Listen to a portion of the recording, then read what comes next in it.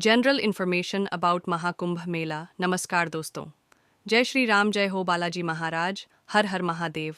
तो आज की वीडियो में हम बात करेंगे अभी फ़िलहाल में प्रयागराज में महाकुंभ की क्या स्थिति है, वहाँ पर लोग कैसे काम कर रहे हैं और बाहर से आने वाले लोगों के लिए क्या चुनौतियाँ हैं साथ की।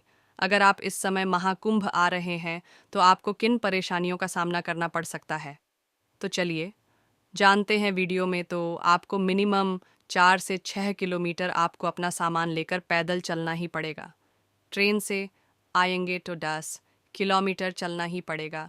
ओनली तंट सिर्फ तंबू का 10,000 का रेट चल रहा, विदाउट एंड एनी फैसिलिटी। सभी लोगों से हाथ जोड़कर अनुरोध है कि किसी भी शाही सही स्नान के दिन आप मत आए, बहुत ही ज़्यादा परेशान होना पड़ेगा। साथ ही दिन भीड़ बहुत ज़्यादा होती है। इतनी भीड़ होने के कारण किसी भी रास्ते को काही से भी डाइवर्ट किया देते हैं भीड़ को बांटने के लिए।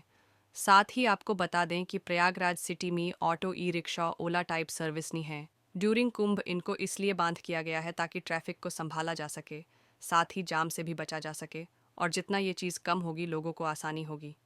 कुंभ मेले में स्ट्रांगली सजेस्ट जितना सामान आप अपने साथ प्योर टाइम लेकर अपने पूरों से चल सकते हैं, ओनली उतना ही सामान ले, क्योंकि ज़्यादा सामान साथ में लेकर चलना उचित नहीं है। भीड़ बहुत है। और हाँ जी, जहाँ तक संभव हो बच्चे साथ में हो तो मत ही आए। बहुत ज़्यादा बूढ़े लोग हैं तो भी मत ही आए। जान है तो जहान है, खोने और गम होने पर 10 अलग अलग टावर है, वहाँ पर अनाउंसमेंट करवाना होता। हाँ, जैसे मैं संगम एरिया में टावर नंबर 1 पर अनाउंसमेंट करना होता है। खाने पीने के लिए बहुत सारा भंडारा लगा हुआ है और अलग अलग रेसिपी होती है सबकी। अब आपको बताते हैं कुछ अलग टाइप की सर्विस के बारे में। वीआईपी सर्विस 45,000 से 50,000 रुपये प्रतिदिन देने पर वे साथ में घूमेंगे, साथ पूरे महाकुंभ की जानकारी भी आपको देंगे और अगला महाकुंभ का और कहाँ लगेगा उसकी जानकारी भी दी जाएगी। सबसे नियरेस्ट स्टेशन प्रयागराज संगम है, लेकिन शाही स्नान के एक दिन पहले 2 दिन बाद तक बंद रहता है भीड़ की वजह से। इसके बाद नज़दीकी स्टेशन झूसी प्रयाग जंक्शन कंबल खरीदने पर मिलेगा और खाने पीने का सामान भी मिल रहा है, बट प्राइस इस बहुत ज़्यादा हो रहे हैं। अगर आप वाराणसी साइड से बाय रोड आ रहे हैं तो आपको झूसी रुकवा देंगे। 6 किलोमीटर वॉकिंग डिस्टेंस पर मेला। आने से पहले कोई अपने ग्रुप का कोई इंडिकेटर ले लिएगा, जैसे सेम कलर का टोपी, चैप या कोई झंडा या कोई ऐसा चीज़ को हमको दूर से ही दिख जाए। शाही स्नान अमृत स्नान के दिन बाबा लोग और नगा लोग 5 बजे तही से 7 बजे लगभग आना स्टार्ट कर देते हैं। उसके बाद ही नहाना होता है, लेकिन उसके बाद भीड़ 50 गुना हो जाती है।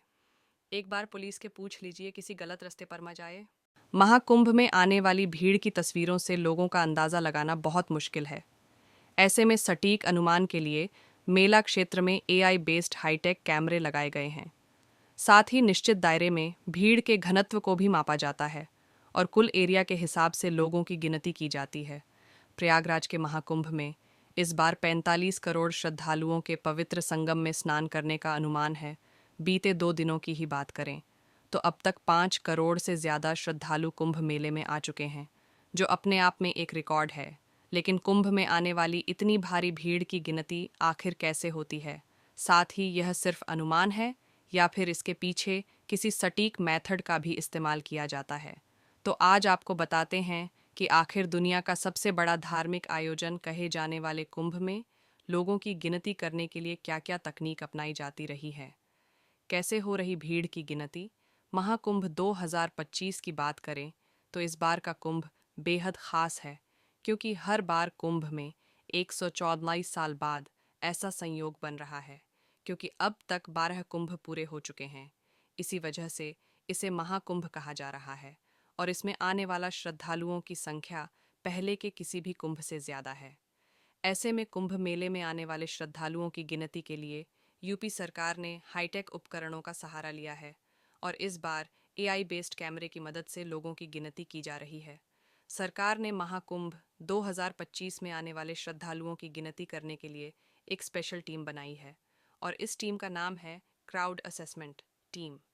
यह टीम रियल टाइम बेसिस पर महाकुंभ में आने वाले लोगों की गिनती कर रही है और इसके लिए ऐसे खास कैमरों की मदद ली जा रही है जो आर्टिफिशियल इंटेलिजेंस की मदद से लोगों की गिनती कर रहे हैं, लोगों को स्कैन कर रहे हैं। यह कैमरे महाकुंभ में आने वाले लोगों के चेहरों को स्कैन करते हैं और वहां मौजूद भीड़ के हिसाब से यह अनुमान लगाते हैं कि कितने घंटे में कितने लाख लोग महाकुंभ के मेला क्षेत्र में आए हैं। इस समय महाकुंभ के पूरे मेला क्षेत्र में ऐसे 1800 कैमरे लगे हुए हैं।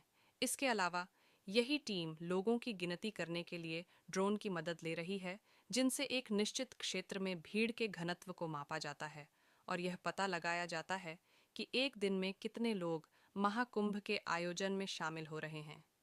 कितने लोगों ने संगम में स्नान किया है। ड्रोन और एआई तकनीक की मदद महाकुंभ में आने वाली भीड़ की तस्वीरों से लोगों का अंदाज़ा लगाना मुश्किल है। ऐसे में सटीक अनुमान के लिए एआई बेस्ड हाईटेक कैमरे लगाए गए हैं। वो 360 डिग्री कैमरे हैं। इस तरह के कैमरे पूरे मेला क्षेत्र में लगे हुए हैं, जिनमें 1100 फिक्स्ड कैमरे हैं और करीब 744 अस्थायी कैमरे हैं। पूरे मेला क्षेत्र में लगे इन कैमरों के जरिए ही क्राउड की गिनती की जा रही है। एआई बेस्ड ये कैमरे डेंसिटी प्रति स्क्वायर मीटर में लोगों को कैलकुलेट करते हैं। देवउठनी एकादशी के दिन विष्णु जी योग निद्रा से जागते हैं और फिर सभी शुभ मांगलिक कार्य शुरू हो जाते हैं। देवउठनी एकादशी को देवोत्थान और देव प्रबोधिनी एकादशी के नाम से भी जाना जाता है। इस दिन कुछ खास उपाय करने से व्यक्ति की हर समस्या दूर हो सकती है। कार्तिक मास के शुक्ल पक्ष की एकादशी तिथि को देवउठनी एकादशी कहते हैं। देवउठनी एकादशी को देव प्रबोधिनी एकादशी भी कहा जाता है। देवउठनी एकादशी के दिन जगत के पालनहार भगवान विष्णु 4 महीने की निद्रा से जागते हैं। देव के जागने के बाद एक बार फिर से सभी शुभ और मांगलिक कार्य शुरू हो जाते हैं।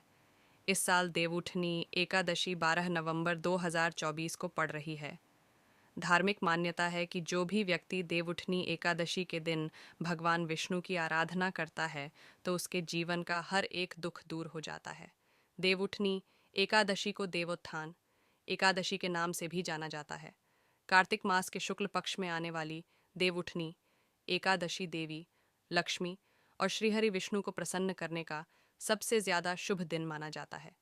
देवउठनी एकादशी के प्रभाव से बड़े पाप भी नष्ट हो जाते हैं।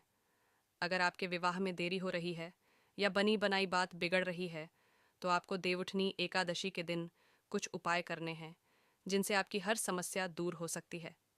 तो चलिए अब बात करते हैं कि अगर किसी लड़के की शादी या लड़की की शादी नहीं हो रही है तो उसको कौन से उपाय करने होते हैं। अगर किसी लड़की या लड़के को विवाह में बाधाओं का सामना करना पड़ रहा है तो वे देवउठनी एकादशी के दिन कुछ उपाय करके इन समस्याओं से बाहर निकल सकते हैं। देवउठनी एकादशी के दिन भगवान विष्णु की पूजा करते समय केसर, पीले चंदन या हल्दी के तिलक का इस्तेमाल करें। फिर श्रीहरि को पीले फूल चढ़ाएं। ऐसा करने से इससे शीघ्र विवाह के योग बनते हैं। अगर आप अपनी कोई मनोकामना पूरी कराना चाहते हैं तो देवउठनी एकादशी के दिन पीपल के पेड़ पर जल जरूर चढ़ाएं। पीपल के पेड़ में भगवान विष्णु का वास माना गया है और एकादशी के दिन पीपल पर जल चढ़ाने से आपकी सभी मनोकामनाएं पूरी हो सकती हैं। देवउठनी एकादशी के दिन तुलसी विवाह करना भी शुभ माना जाता है। मान्यता है कि देव प्रबोधिनी एकादशी के दिन तुलसी विवाह करने से शादी में आ रही रुकावटें दूर हो जाती हैं और शीघ्र विवाह के योग बनते हैं। देवउठनी के दिन तुलसी के पौधे में कच्चे दूध में गन्ने का रस मिलाकर चढ़ाना चाहिए। साथ ही इस दिन तुलसी के पौधे के पास 5 घी के दीपक जलाकर आरती करनी चाहिए। मान्यता है कि इससे विवाह की अड़चनें दूर हो जाती हैं। देवउठनी एकादशी के दिन करें। ये काम देवउठनी एकादशी के दिन भगवान विष्णु को शंख में गाय के दूध भरकर स्नान कराएं और इसके बाद गंगा जल से स्नान कराएं। मान्यता है कि ऐसा करने से व्यक्ति की पैसों से जुड़ी समस्याएं दूर होती हैं। देवउठनी एकादशी के दिन भगवान विष्णु की पूजा के दौरान ओम नमः